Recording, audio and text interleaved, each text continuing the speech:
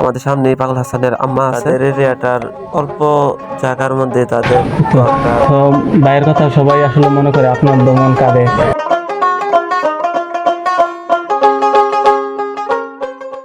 আসসালামু আলাইকুম, আজকে যাচ্ছি ছাতক। আজকে আমরা যাব হচ্ছে পাগল হাসানের বাড়িতে এবং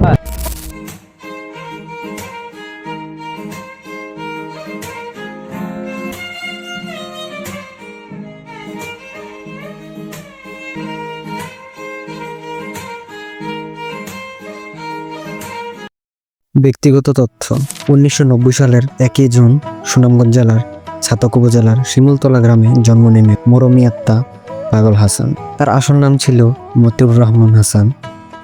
ছোটবেলা থেকেই সঙ্গীত ছিল তার প্রাণ, আর হাওরের প্রকৃতি ছিল তার প্রেরণা। প্রাতিষ্ঠানিক সঙ্গীত শিক্ষা ছিল না, কিন্তু হৃদয় ছিল এক অনন্তহীন দরদ। নিজের লেখা গান নিজের সুরে গেয়ে তিনি হয়ে ওঠেন হাজারো ভক্তদের ভালোবাসার নাম। কেউ তাকে বলতো লোকগানের ফেরিওয়ালা।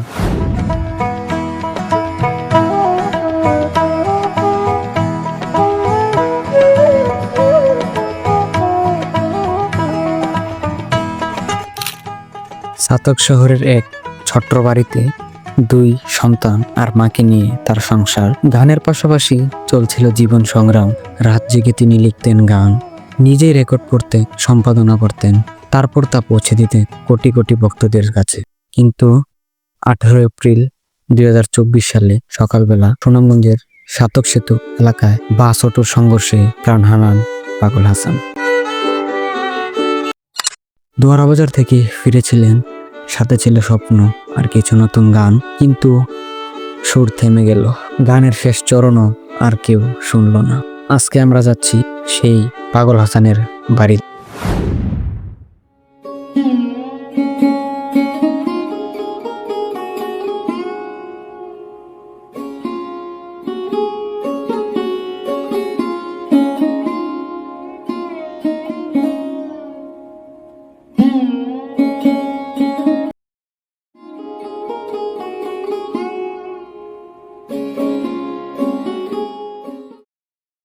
এই মুহূর্তে আমরা আছি পাগল হাসানের বাড়ির সামনে। এখন আমরা বাড়ির ভিতরে প্রবেশ করব। প্রবেশ করার পরে তাদের সাথে একটু কথা বলবো এবং দেখবো ওরা কিভাবে চলছে এবং তাদের চলতে কোনো অসুবিধা হচ্ছে কিনা তা আমরা জানার চেষ্টা করব। আমাদের সামনে পাগল হাসানের আম্মা আছে, তাদের সাথে একটু কথা বলবো এবং আমাদের সাথে একটু সহযোগিতা করার মতো একজন পাগল হাসানের আশপাশি বড় ভাই, উনি আমাদেরকে একটু হেল্প করবেন। উনি আমাদেরকে একটু দেখাবে বলছে, চলবে। তো আমাদের কিছুক্ষণ কথা বলার পর তাদের সাথে আমাদের সাথে নিয়ে আসলো তার পুরোনো অ্যালবাম, এগুলো আমাদেরকে দেখালো।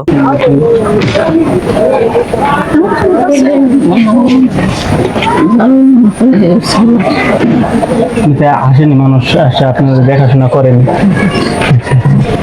আপনি তো কোনো অসুবিধা হচ্ছে না তো? না, এমন কোনো অসুবিধা হচ্ছে না। তো ভাইয়ের কথা সবাই আসলে মনে করে আপনার দমন কাঁদে।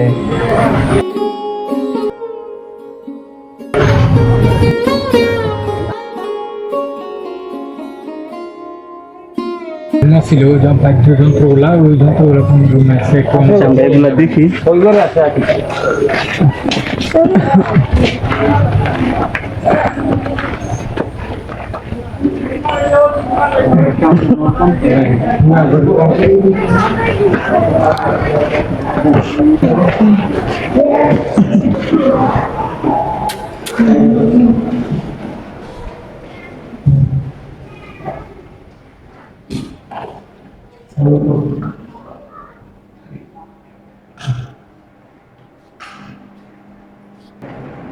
যেগুলাতে আছে ভাইয়ের জীবনের পরিচিত কেসগুলা এবং তার নিজের হাতে বাদ্যগুলা, যেগুলা তার নিজের হাতে বাজিয়ে মানুষের সাথে বিনোদনমূলক গান নেই।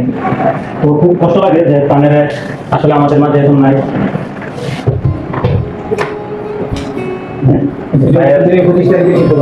ভাইয়ের এটাই ভাই লাস্ট যে পর্যন্ত, তারপরে আর ভাইয়ের সাথে আমাদের দেখা হয় নাই। এই অনুষ্ঠানের সময় আমরা ভাইয়ের সাথে দেখা করেছিলাম।